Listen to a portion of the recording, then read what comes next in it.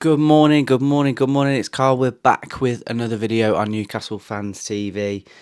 And I just thought I'd give a real quick roundup before we go into what's going to be a pretty difficult game today, I expect, against Fulham at St James's Park. But before we get into that, Newcastle crash out of the Champions League. And what was a difficult evening, I thought. Let me know how you feel about it.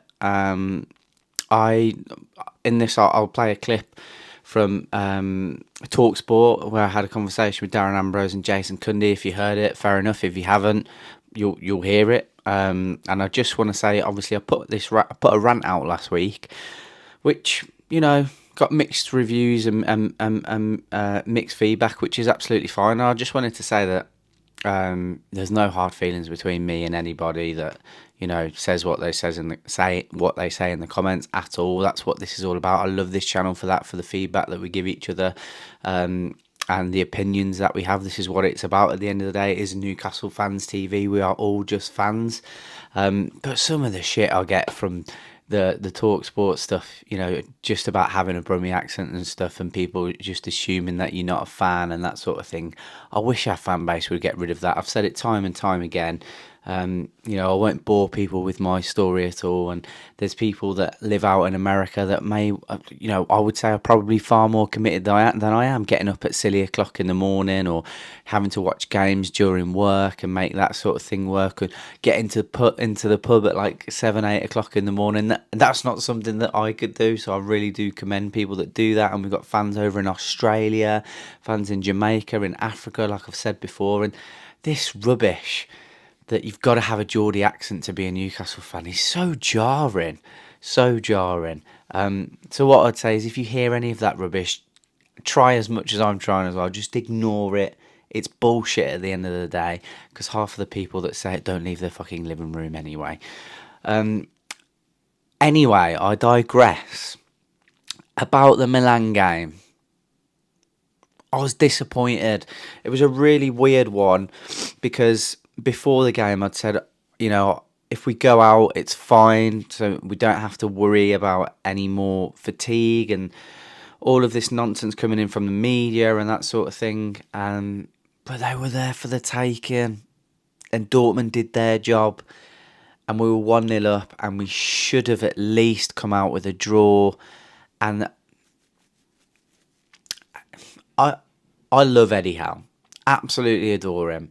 I adore Jason Tyndall. I adore what's gone on at the club. It's been absolutely fantastic. And as I say in the clip, it's allowed me to travel across Europe with friends, and it's allowed my brother to travel across Europe. It's allowed so many people to do these things, and we wouldn't have had these opportunities like 2-3 years ago. And we are absolutely ahead of the curve in terms of success. But I think we need to stop being naive as a fan base and think that this season is okay, because we are now going to become a victim of our own success, in my opinion, and we've hit the upper echelons of what the Saudis expect. And just because it's come early doesn't mean that we're going to get a free pass, in my opinion. And that goes for Eddie Howe, that goes for the players.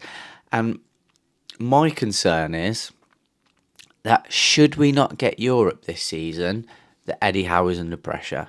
Now, I know lots of people are going to be like, oh, bollocks, give your head a wobble, that's shit. But we have to be logical. That is what they're asking for. If you honestly think that the Saudis will give Eddie Howe a free pass for us not qualifying for Europe after going out of the Champions League this season, just because he's a nice guy and he's done a good job over the last couple of years, then I'm sorry. I think you're living in the past in terms of what football is, because that's not what football is these days.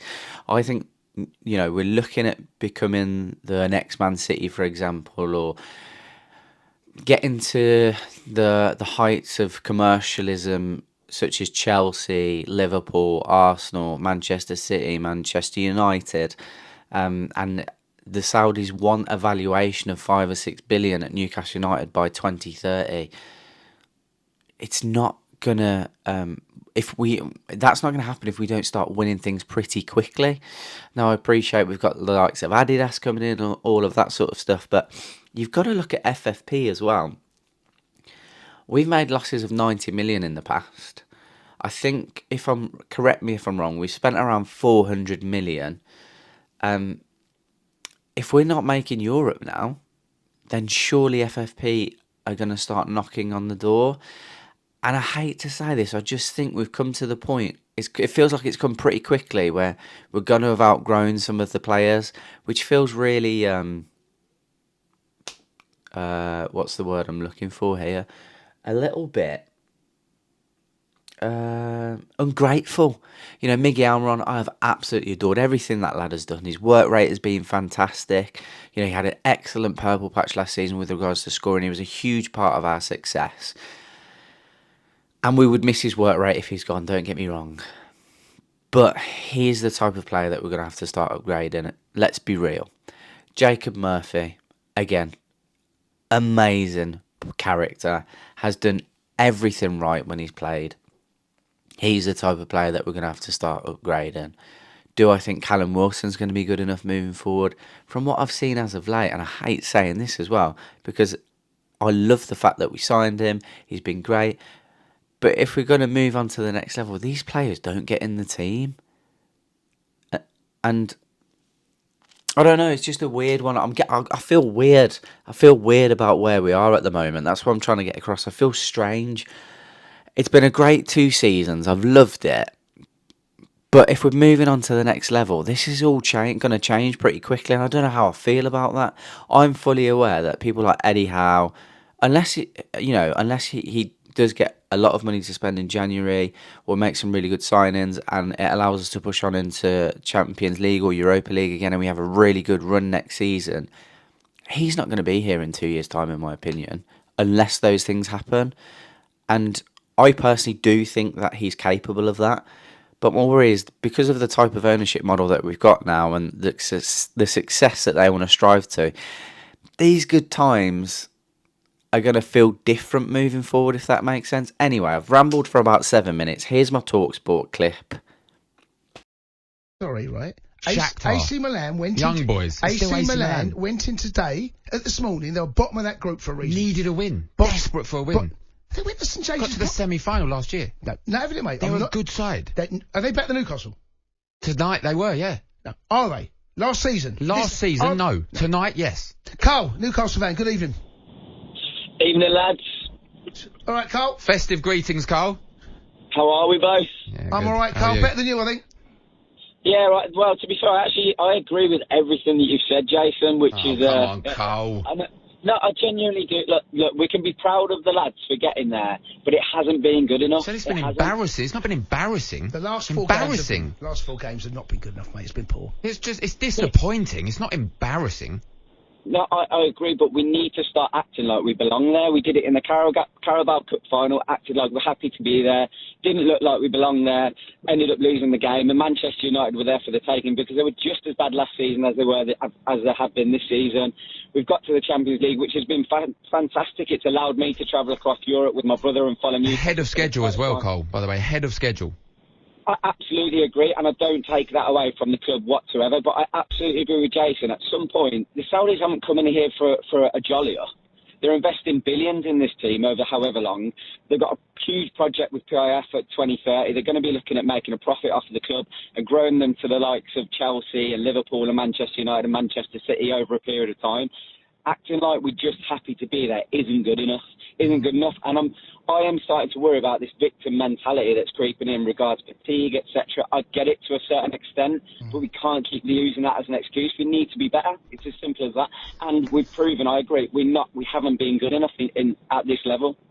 So, Carl, best call of the night so far, actually. You know, that is where Carl is talking. Sunderland fan. Carl is talking like... but what Carl has grasped is that you're not there to make up the numbers. These owners are not there to make up the numbers. But they know they're ahead of schedule. They have come in here, right? So they've seen Eddie Howe get to the Champions League. Brilliant, well done. Bottom of the group. Get to the Carabao Cup. Very well done. Yeah, lost. That is at the moment. Can Eddie Howe take Newcastle to the next step? The next step here today was getting out of this group, and he failed it. He failed.